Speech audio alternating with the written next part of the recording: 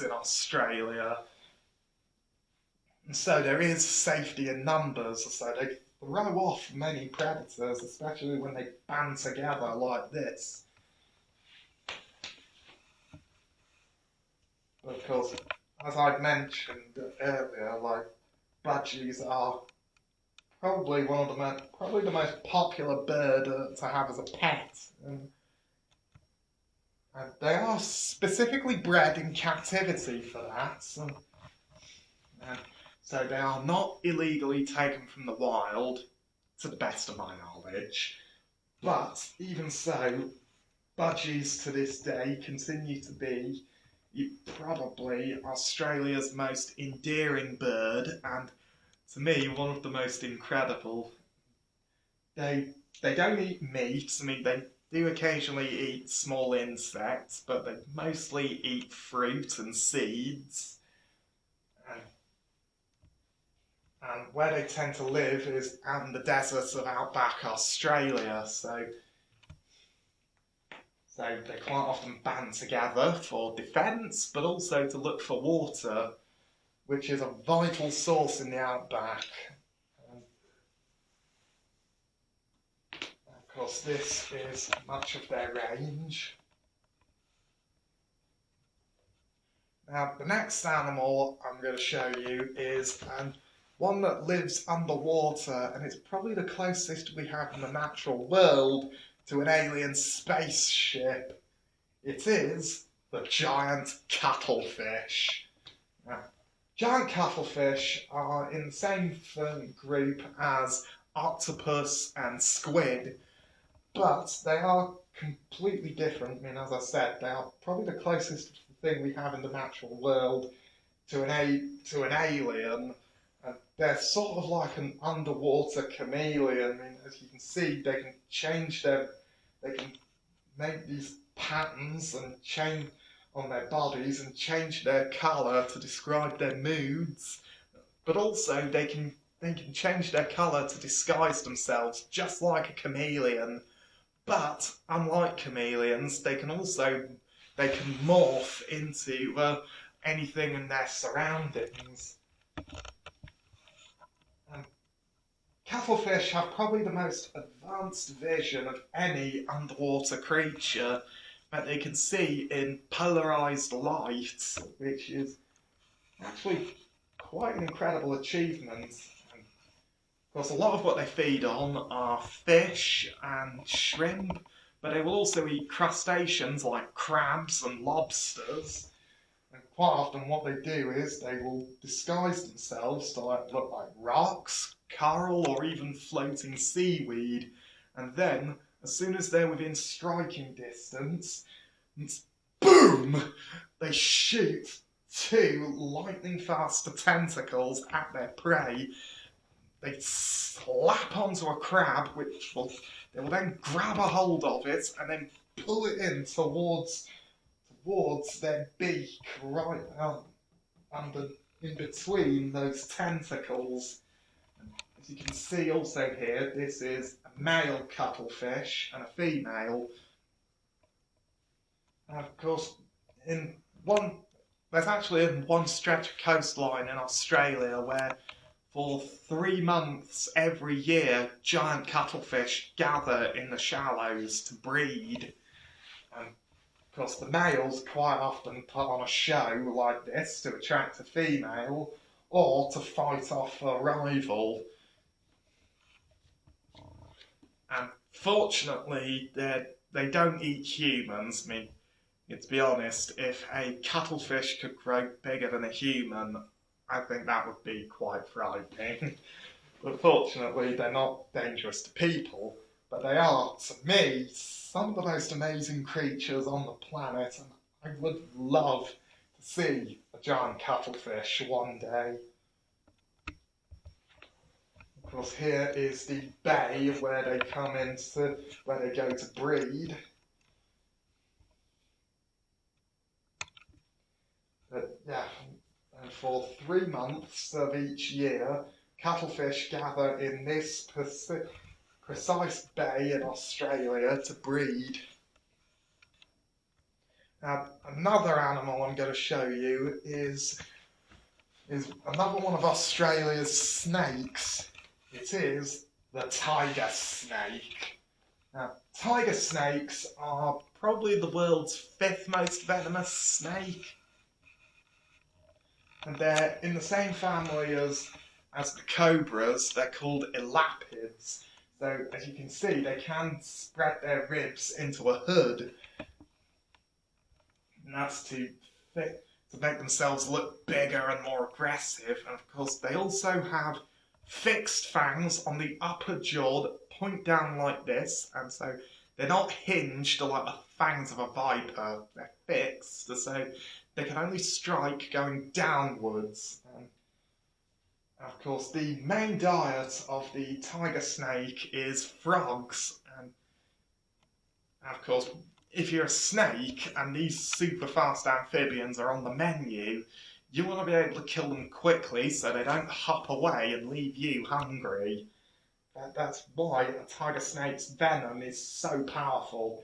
Because if it bites a frog like it has here, the frog has probably only got a few seconds or even a minute to live. In fact, there's enough venom in a bite from a tiger snake to kill a handful of people. In fact, of course, just imagine if you've actually been unlucky enough to accidentally step on a tiger snake and it bites you. The bite itself wouldn't be that bad, but inside your body it's a completely different story, as the tiger snake's venom will dissolve and eat your muscles. Your nerves start firing off and you feel a tingling in your hands and feet. You can't keep your eyes open.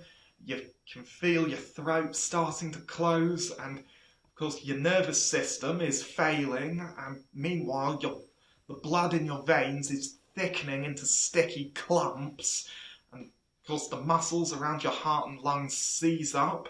You stop breathing and paralysis sets in. Of course, if you don't get help in the form of anti-venom, it could all be over in an hour. But tiger snakes will do everything they can to avoid biting someone. In fact, quite often, all they really want to do is escape from danger. Their first instinct is to flee, to get away. But if they feel like they can't get away, they'll spread their ribs into a hood and just make themselves look bigger than they are. You're all probably wondering how it got the tiger name. These dark and yellow bands running across the body look like stripes. They will give the tiger snake its name. And of course, tiger snakes are not that aggressive to people. I mean, only if you are either unlucky enough to step on one, or if the snake feels cornered. And as you can see here, they are used to create anti-venom, which has actually been a very big breakthrough in medical history over the past 50 years, because before anti-venoms were invented, a bite from a tiger snake or any other venomous snake was as good as a death sentence. But these days, I mean, we have anti-venom, which comes from the venom of these very snakes. And so a trip to the hospital and a dose of anti-venom and you'd be right as rain. And of course, however though, like any other bite from a snake, it would still hurt a fair bit. Of course, this is not their range in Australia. And now, the next animal I'm going to show you is another creature from the sea. It is the blue-finned tuna. Now, tuna are among the fastest fish in the sea, and also probably the most hydrodynamic fish. In fact, blue-finned tuna, as you can see, can be absolutely huge. In fact, they can probably be as big as I am, but the biggest tuna ever recorded was heavier than a horse. And because there are many ways. Because the reason why the tuna is so fast, well, the reasons why are down to its body shape. I mean, it is streamlined, so it's not suffering against drag, which is the force of the water holding it back. So, and they can go at just over 40 miles per hour. And unlike most kinds of fish, tuna can actually warm up their blood to go faster. But of course, tuna don't eat people. I mean, bluefin tuna eat small fish like sardines. And of course, as you can see here, they almost leap out of the water when they catch their prey. Because what they do is they just all gather the tuna all gather the sardines into a tight ball called a bait ball, and then they just zoom, just pick off these fish around the sides. And of course, if a sardine leaves his buddies for so much as a second, he's munched. And of course, when I was a kid, I never really thought that these fish that come in those little small tins are some of the most incredible and important creatures in the world. But unfortunately, tuna are also one of the most prized fish for food. And over the last few decades, tuna have become endangered due to overfishing. But in places like Australia, fishermen, in their attempts to make sure they don't go completely extinct, keep tuna in large pens like this, where they can both breed and also where they can safely catch tuna one at a time to make, and they can be used for food. But tuna in these nets are quite often used to breed populations, so they can be released out into the sea and help increase their numbers. But yeah, I mean, they are incredible fish, and some of the rarest and some of the biggest. In fact, the tuna is probably the Porsche of the sea. Of course, this is the range of the tuna in Australia.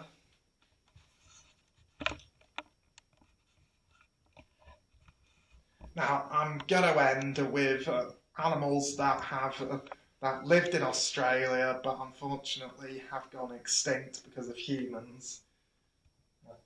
The first four are, the first one is this, which is a giant monitor lizard. In fact, it's actually the ancestor of the Komodo dragon. This could grow to be 7 meters long and weigh probably more than a ton.